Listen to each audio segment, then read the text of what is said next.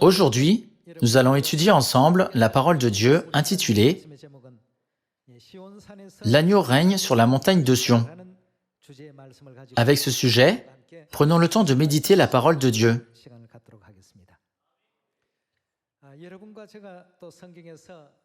Nous avons étudié la parole et les enseignements de Dieu par la Bible, et nous savons donc que la loi est d'abord sortie du mont Sinaï. Et vous avez aussi étudié la Bible, et vous savez qu'au temps du Nouveau Testament, la loi de Dieu est proclamée à Sion, n'est-ce pas? Alors, que veut dire le fait que la loi sort de Sion? Qui sortira de Sion? Le fait que la loi sort de Sion implique que Dieu le Sauveur apparaît de Sion. Alors, prenons le temps d'apprendre le monde spirituel en examinant le fait que l'agneau règne sur la montagne de Sion. Tout d'abord, voyons comment la loi est apparue sur le mont Sinaï. Allons à Exode, chapitre 24, verset 12. L'Éternel dit à Moïse, « Monte vers moi sur la montagne. » Cette montagne est le mont Sinaï, n'est-ce pas? Monte vers moi sur la montagne et reste là. Je te donnerai.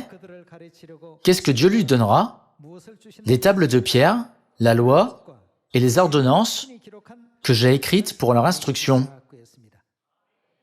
Ici, Dieu a dit, la loi et les ordonnances que j'ai écrites. Où cette loi a été proclamée? Allons à Exode, chapitre 31, verset 18. Lorsque l'Éternel eut achevé de parler à Moïse, à quel endroit? Sur le mont Sinaï. Sur ce mont Sinaï, qu'est-ce que Dieu a fait savoir à son peuple? Examinons cela. Lorsque l'Éternel eut achevé de parler à Moïse sur le mont Sinaï, il lui donna les deux tables du témoignage, tables de pierre, écrites du doigt de Dieu. Dans Exode, chapitre 24, verset 12, Dieu a dit, « Je te donnerai des tables de pierre, la loi et les ordonnances que j'ai écrites. » Et ici, il est écrit, il lui donna les deux tables du témoignage, tables de pierre, écrites du doigt de Dieu. Ces deux versets signifient la même chose. Dans Exode, chapitre 31, verset 18, nous pouvons comprendre que c'est sur le mont Sinaï que Dieu a donné des tables de pierre, la loi et les ordonnances qu'il avait écrites. Ce doit être la loi de l'ancienne alliance que Dieu a donnée à son peuple pour la première fois. Nous appelons cette loi la loi de Moïse ou la loi de l'ancienne alliance. Cependant, les prophéties de la Bible que nous allons étudier aujourd'hui nous disent que cette loi importante de Dieu apparaît dans un autre lieu que le mont Sinaï. Allons à Ésaïe, chapitre 2, verset 2. Il arrivera, dans la suite des temps, que la montagne de la maison de l'Éternel sera fondée sur le sommet des montagnes, qu'elle s'élèvera par-dessus les collines, et que toutes les nations y afflueront. Des peuples s'y rendront en foule et diront, « Venez et montons à la montagne de l'Éternel, à la maison du Dieu de Jacob, afin qu'il nous enseigne ses voies et que nous marchions dans ses sentiers, car d'où sortira la loi? De Sion sortira la loi. » Sion est différente du mont Sinaï. Cependant, d'où sortira la loi? De Sion. Car de Sion sortira la loi, et de Jérusalem la parole de l'Éternel. Il sera le juge des nations, l'arbitre d'un grand nombre de peuples. Ésaïe a prophétisé ainsi. C'est une partie importante. D'où sortira la loi? Elle sortira de Sion. Dans le passé, la loi est sortie du mont Sinaï, mais à l'avenir, quel genre de loi sortira de Sion? Lorsque nous voyons le temps de la phrase, nous pouvons voir qu'il y aura une loi qui sortira à l'avenir. Il y a longtemps, la Bible a prophétisé que la loi sortirait de Sion.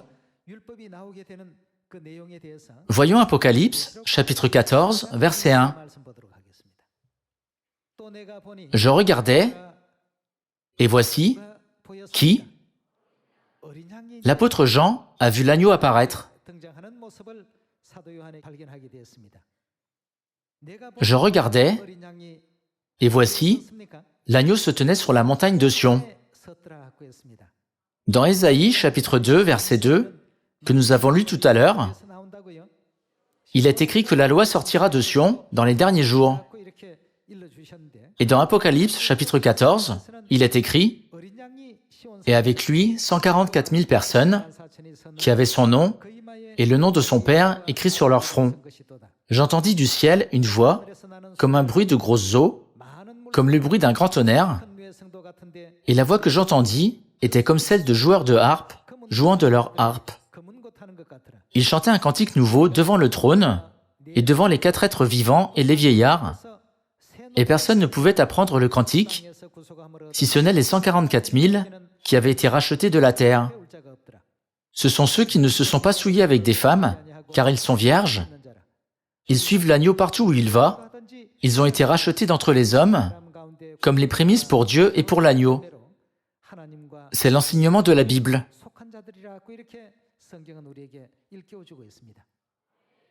Dans Apocalypse, chapitre 14, l'agneau apparaît à Sion. Dieu nous enseigne que la loi est proclamée à Sion. Voyons qui proclame la loi à Sion dans le livre de Michée. Michée, chapitre 4, verset 1.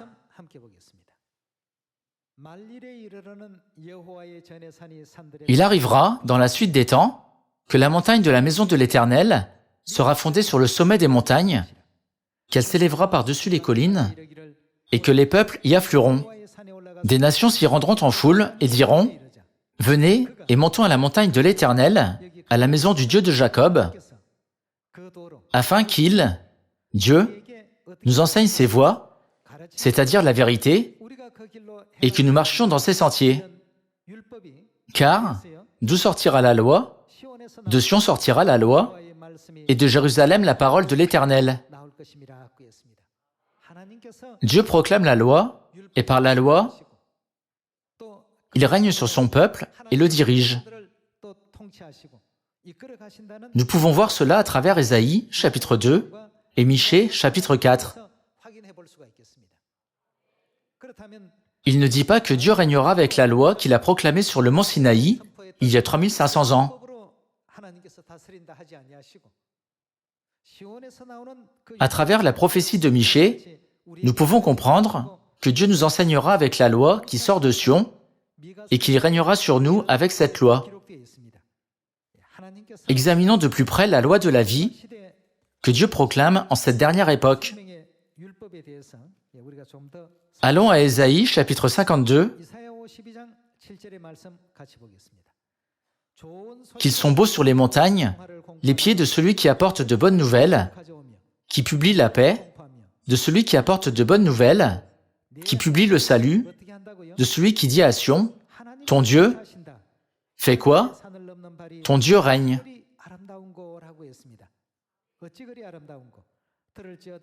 La voix de tes sentinelles retentit, elles élèvent la voix, elles poussent ensemble des cris d'allégresse, car de leurs propres yeux, elles voient que l'Éternel ramène Sion. De leurs propres yeux, elles le voient, éclater ensemble en cris de joie, ruine de Jérusalem, car l'Éternel console son peuple, il rachète Jérusalem. L'Éternel découvre le bras de sa sainteté aux yeux de toutes les nations, et toutes les extrémités de la terre verront le salut de notre Dieu. Comme nous avons étudié aujourd'hui, dans Ésaïe chapitre 2, il est écrit que la loi sortira de Sion, et dans Apocalypse chapitre 14, il est écrit que l'agneau régnera à Sion, et dans Ésaïe chapitre 52, Dieu a dit que les pieds de celui qui dit sur les montagnes « Ton Dieu règne » sont beaux. Confirmons une fois de plus, à travers Ésaïe chapitre 25, que le Christ, qui est l'agneau, règne sur la montagne de Sion. Verset 6. L'Éternel des armées prépare à tous les peuples sur cette montagne. C'est quelle montagne? Voyons Ésaïe chapitre 24, verset 23, pour savoir quelle montagne Dieu indique ici, puis continuons à lire ce verset. La lune sera couverte de honte et le soleil de confusion, car l'Éternel des armées régnera. Sur quelle montagne l'Éternel des armées régnera-t-il? Sur la montagne de Sion et à Jérusalem, resplendissant de gloire en présence de ses anciens. À l'origine, la Bible n'avait ni chapitre ni verset. La scène dans le chapitre 24 continue dans le chapitre 25. Voyons la suite de la scène dans le verset 6. L'Éternel des armées prépare à tous les peuples sur cette montagne. Selon Ésaïe chapitre 24, verset 23, cette montagne indique la montagne de Sion. Un festin de mets succulents, un festin de vin vieux, de mets succulents pleins de moelle, de vin vieux clarifié. Et sur cette montagne, il anéantit le voile qui est sur tous les peuples, la couverture qui couvre toutes les nations. Et qu'est-ce qu'il engloutit? Il engloutit la mort pour toujours.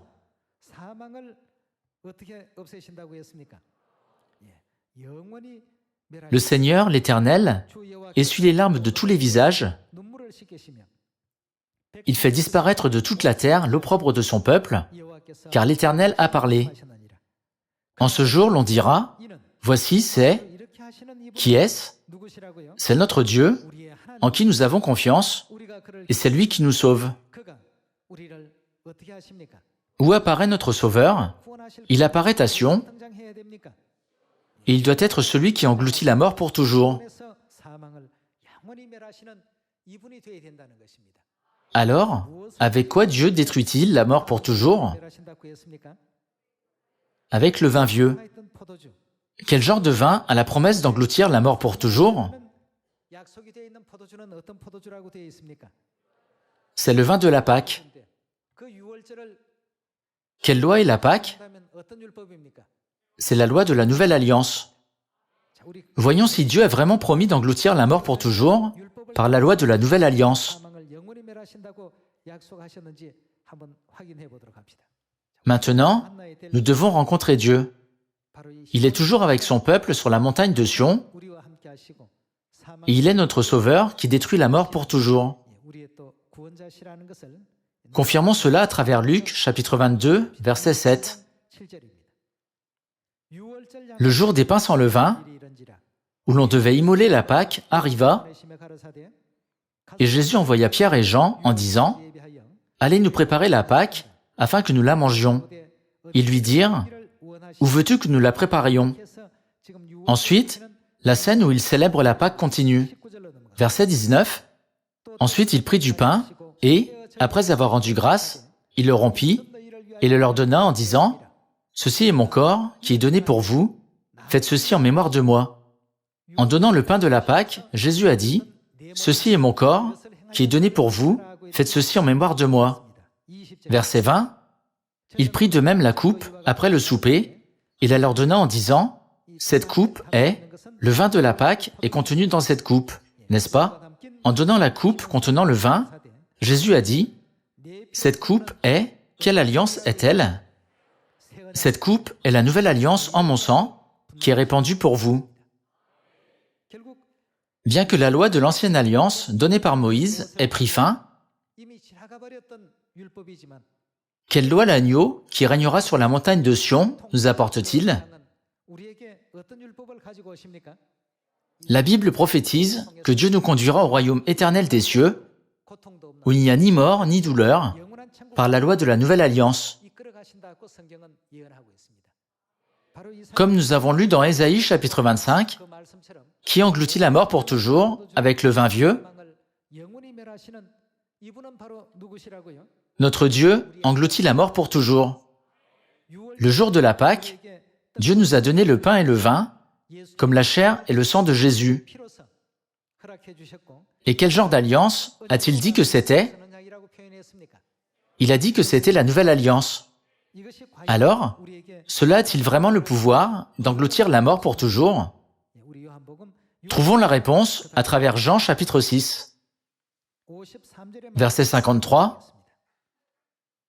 Jésus leur dit, « En vérité, je vous le dis, si vous ne mangez la chair du Fils de l'homme, et si vous ne buvez son sang, vous n'avez point la vie en vous-même. »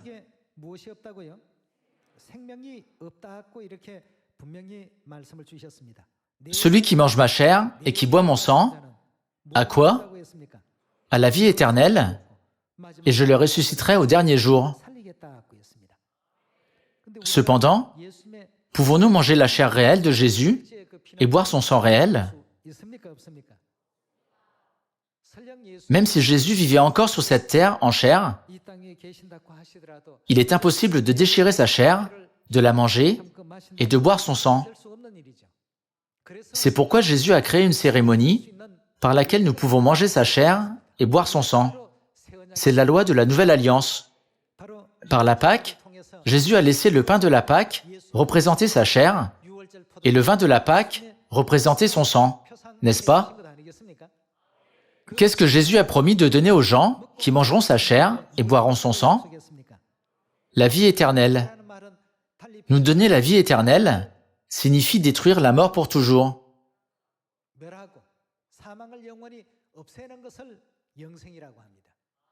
Notre Dieu est apparu sur cette terre avec la loi de la Nouvelle Alliance. Et la Bible dit que celui qui apporte la loi de la Nouvelle Alliance est qui? C'est notre Dieu. Nous devons apprendre de lui le chemin de la vie et suivre son chemin. Maintenant, voyons une scène de plus dans la prophétie de Jérémie, où Dieu proclame la Nouvelle Alliance. Jérémie, chapitre 31, verset 31. « Voici, les jours viennent, dit l'Éternel, où je ferai avec la maison d'Israël et la maison de Juda une alliance nouvelle. » Qui a fait la Nouvelle Alliance? La Bible dit que la loi de la Nouvelle Alliance est établie seulement par Dieu. À travers Michée chapitre 4 et Ésaïe chapitre 2, nous avons clairement vu le Christ apparaître dans les derniers jours. Nous avons clairement vu notre Dieu lui-même proclamer la loi à Sion. Dans Jérémie chapitre 31, verset 31, Dieu l'a proclamé en disant « Dit l'Éternel », n'est-ce pas? « Voici les jours viennent, dit l'Éternel, où je ferai avec la maison d'Israël et la maison de Juda une alliance nouvelle. La nouvelle alliance ne peut être faite par personne d'autre. Dieu a proclamé qu'il établirait la loi de la nouvelle alliance. » Continuons avec le verset 32. « Non comme l'alliance que je traitais avec leur père, le jour où je les saisis par la main pour les faire sortir du pays d'Égypte. » Lorsque Dieu les a fait sortir du pays d'Égypte, quel genre de loi Dieu a-t-il établi? La loi de l'ancienne alliance. Par Moïse, Dieu a proclamé l'ancienne alliance sur le mont Sinaï, mais la nouvelle alliance ne sera pas comme celle-là. Alliance qu'ils ont violée, quoique je sois leur maître, dit l'Éternel, mais voici l'alliance que je ferai avec la maison d'Israël. Après ces jours-là, dit l'Éternel, je mettrai ma loi au-dedans d'eux, je l'écrirai dans leur cœur, et je serai leur... Quoi? Je serai leur Dieu, ils seront mon peuple.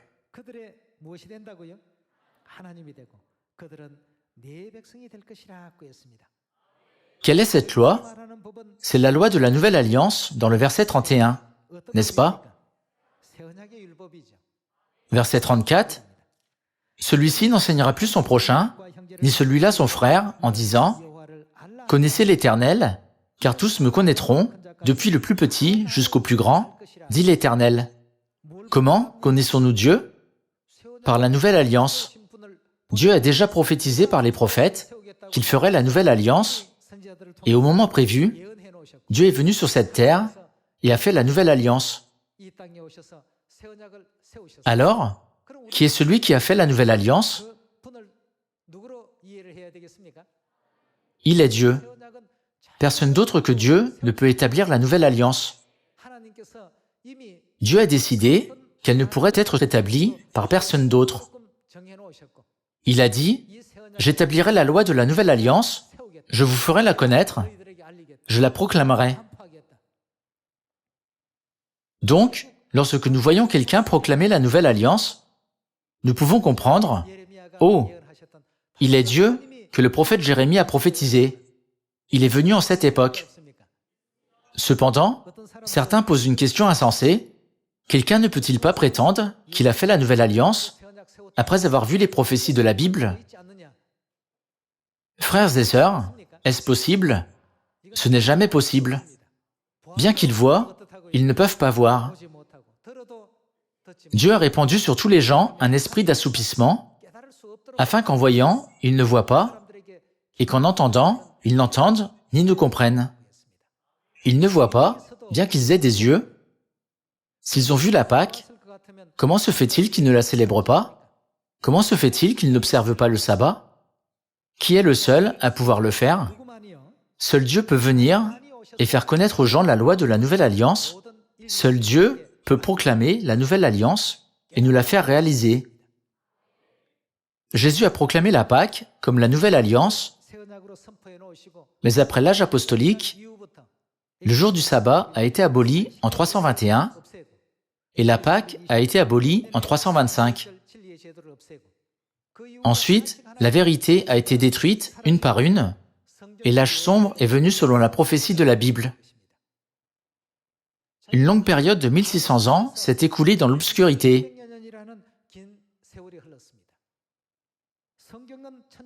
Bien que la Bible entoure les gens pendant 1600 ans, personne n'a jamais mentionné que nous devions célébrer la Pâque et que nous devions garder la loi de la Nouvelle Alliance. N'est-ce pas étonnant? Quelle en est la raison? C'est parce qu'ils ne sont pas Dieu. Seul Dieu a dit, « Je ferai la Nouvelle Alliance », n'est-ce pas? Dieu a dit, « Je la ferai et je la proclamerai ». C'était Dieu qui a établi la Nouvelle Alliance pour la première fois, et qu'en sera-t-il quand il la rétablira? C'est également Dieu qui la rétablira.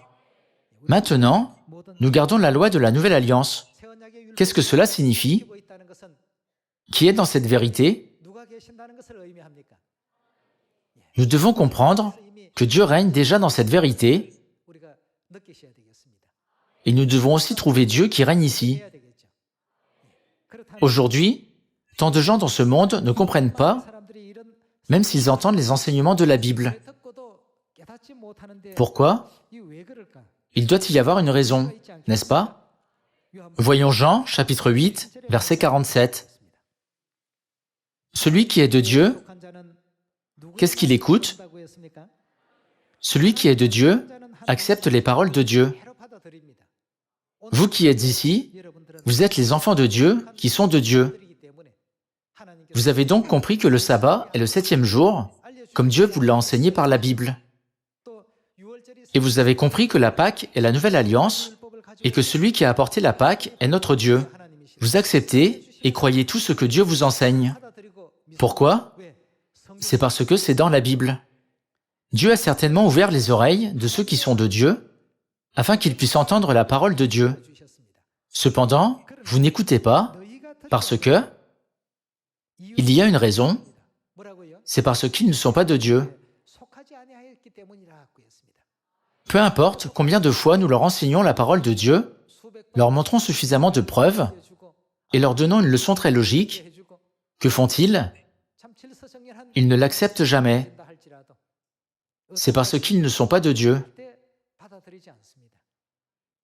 C'est très étonnant. En vertu du bon sens, nous pouvons penser, puisque cela est écrit dans la Bible, ne devrait-il pas l'accepter et le croire? Cependant, ils n'acceptent toujours pas ce qui se trouve dans la Bible, même si nous le leur expliquons en détail. Pourquoi? C'est parce qu'ils ne sont pas de Dieu. Ils n'ont pas d'oreille pour entendre, d'yeux pour voir, ou de cœur pour comprendre. Bien qu'ils voient la même scène, bien que les prophètes témoignent du fait que nous pouvons rencontrer l'agneau à Sion, où les fêtes de Dieu sont célébrées, et que nous pouvons apprendre la loi de la nouvelle alliance que l'agneau a proclamée, ils ne prêtent pas attention aux prophètes. Ils ne croient pas à la Bible écrite par l'Esprit de Dieu. Dans Jean chapitre 8, verset 47, nous pouvons trouver la raison. C'est parce qu'ils ne sont pas de Dieu.